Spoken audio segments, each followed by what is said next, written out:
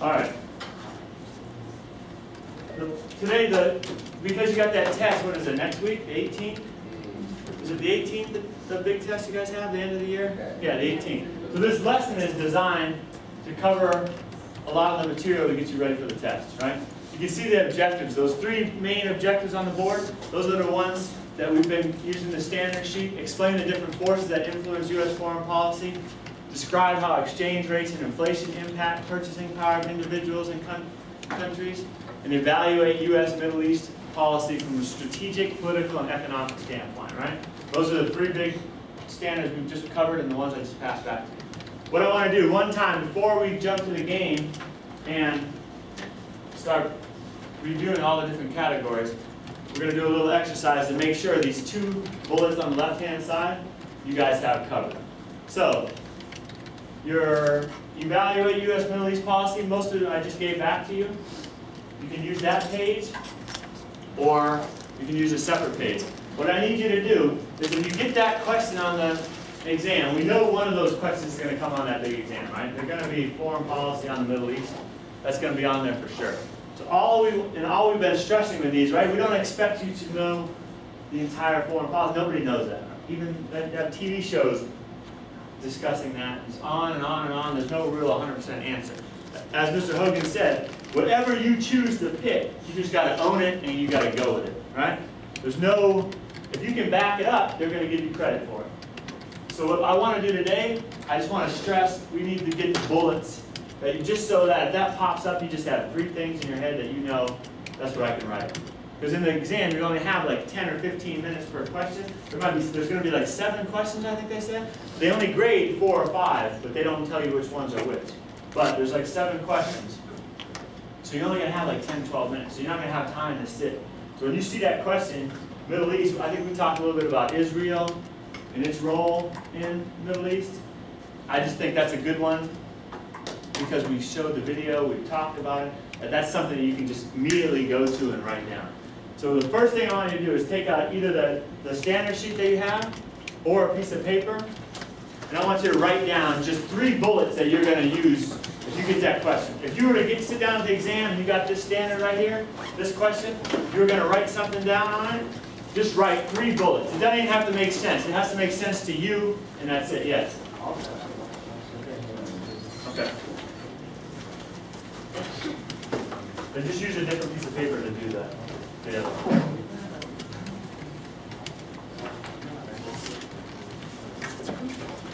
That's the late part. Brian. Let's do this real quick. You got 3 minutes to put down 3 bullets. All right? It's not to confuse you. It's just to help you out. All right? So basically, if this question pops up on the exam, you know right in your head, what are my 3 bullets? I see oil, right? Different ones like that. You know right away, that's what you start writing on. And then you got 10 minutes to write the answer. You get down to business, start writing. That way you don't have to think about it when it pops up.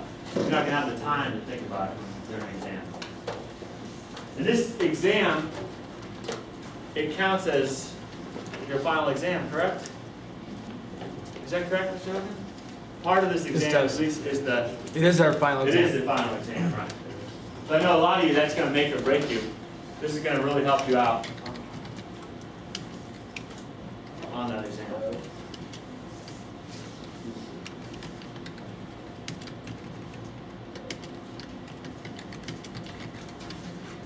Make sure you got 3 down so that you can see them.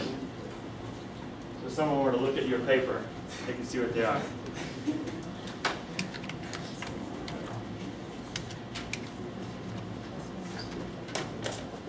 You got 3? Good. That's good.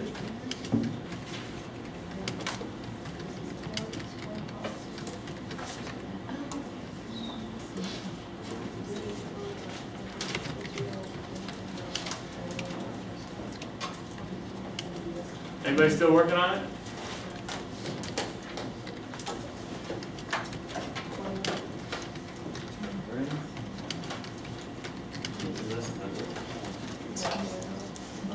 All your answers, I'll agree afterwards. top.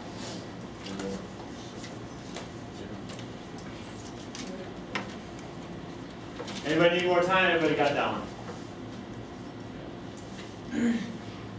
All right, what I want you to do right now, quietly and organize. You can sit next. If you need to get up and look at somebody's, or you need to go to your partner, I want you to look at somebody else in the class's list and see if there's anything on there that you can give somebody one of your bullets. You can take somebody's bullet. Just make sure you got it, right? So if you need to look at somebody, just look at somebody's page. Take one, give one. Maybe there's something you didn't think about, or maybe there's something that's easier for you. Maybe yours are harder. You can hit a couple people up. Get at least one or two bullets off somebody else.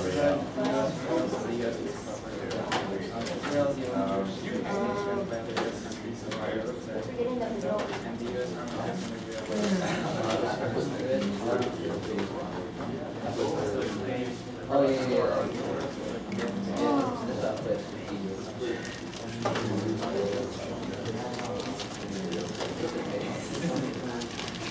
Like, You got three? Yeah. And don't, hey, if you got the same stuff, that's fine, because everyone I've seen has the correct stuff. It's only a problem if you got the wrong stuff. If you're looking at somebody and you use Israel as your example, and you have a strong Jewish lobby, you have economic interests, oil, you have strategic interests as far as bases in Israel, then you're right on target. The only reason you need to check with somebody is because you don't have what you think is correct, or somebody else has something else that may be easier for you to remember and easier to write on. All right? Everybody here got something they feel comfortable with? If you don't, raise your hand, we'll tell you the answer right now. This review and this lesson is not to try to give you a bad grade. It's trying to help you get all the answers you need so when you take that test, it helps you out. Anybody need anything additional to that question?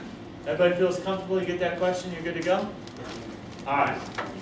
The next one, causes of inflation. All right?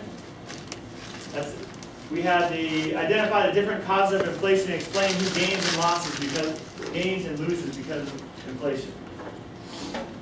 I want you to write down 3 quick bullets on the different causes of inflation.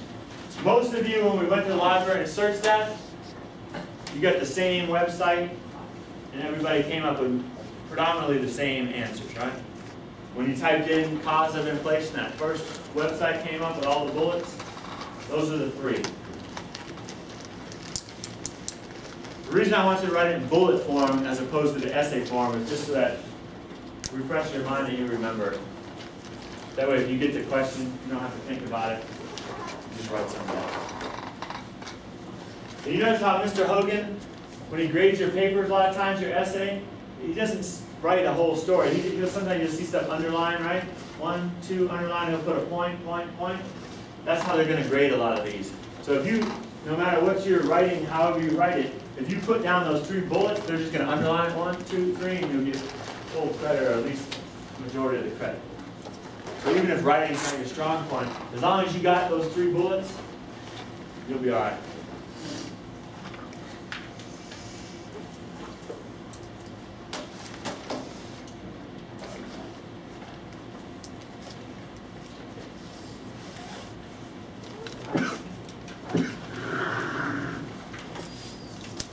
Anybody need a couple more minutes?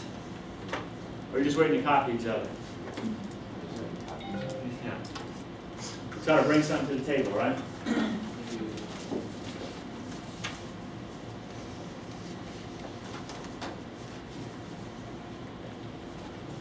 We got 3. All right, quickly, get with a partner, see if somebody else got something that you don't have. You can move if you have to. Don't everybody just move and copy Zoe or Tyler.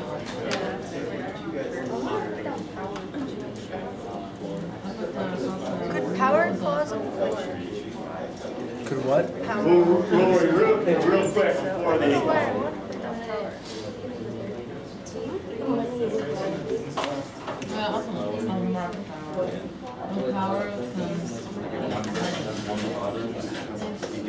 Make sure this thing's still working. Remember last time the card cut off on me? Is it? No, I fixed the setting. It was because I had it on the high. Started? Yeah. It's been going. Yeah, 10 minutes. But it was the setting was like on the high def, so it got me 20 minutes.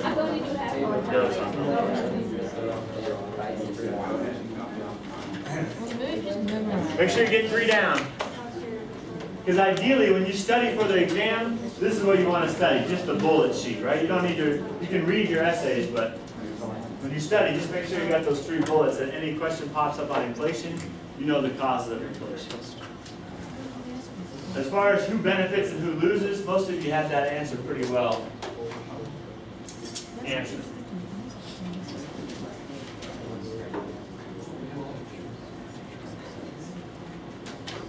All right. Who can tell me, we'll review this real quick. This will help you when you get, there's a couple questions over here in the game as well. Who can tell me one of the causes of inflation? Yes? Having too much money in the system. Right, what do they mean by have too much money in the system? Is that possible? Can you have too much money? Yeah. How though? Yeah. Like, too much money is printed for its worth, so the value of it goes down. Right, remember in the World War II chapter, I don't know if you had it in this class, but people were like bringing wheelbarrows full of money to the store to buy stuff back during like, in between the 2 wars, right around into World War II.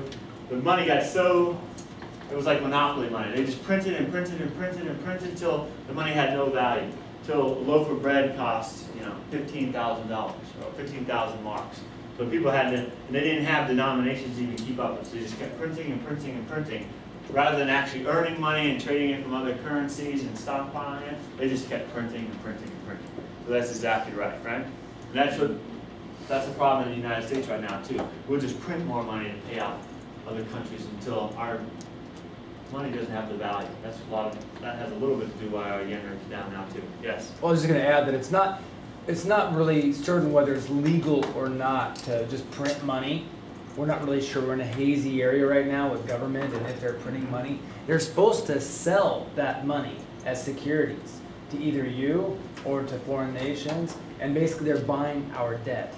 And that's when we get into the big conversation about China, et cetera, et cetera. But as we do that, there's more and more currency, even if it's just on a computer screen, there's more and more currency out there, then that causes inflation, except when everybody else is doing the same thing. That's why we don't have hyperinflation right now, because other countries are doing the same thing we are. It's a world economic crisis. Everybody's doing the same thing. So it evens out. It'll catch up.